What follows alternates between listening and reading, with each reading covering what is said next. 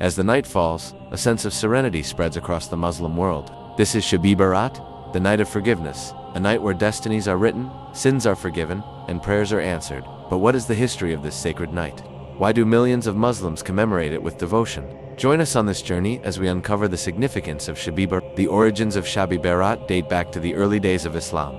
Islamic traditions narrate that on the 15th night of Shaban, Allah decrees the fate of every soul for the coming year. Some scholars believe that this night is mentioned indirectly in the Quran, in Surah Ad-Duhan, 44, which speaks of a blessed night when decisions are made. The 15th night of Shaban is a special time when believers seek Allah's mercy. Hadith literature mentions that Prophet Muhammad PBUH would fast during the day and spend the night in prayer. He encouraged his followers to repent sincerely and seek Allah's forgiveness. While some Muslims emphasize the spiritual aspects of Shab-e-Barat, others view it as a night of personal reflection rather than communal celebration.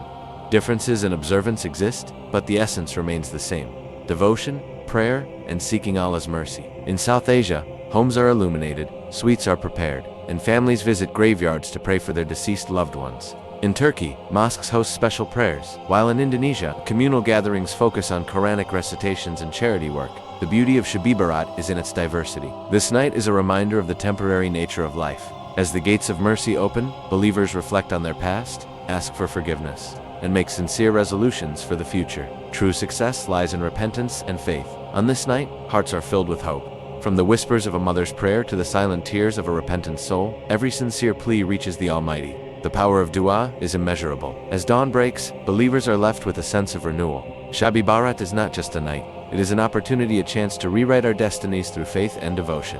What will you pray for this Shab-e-Barat?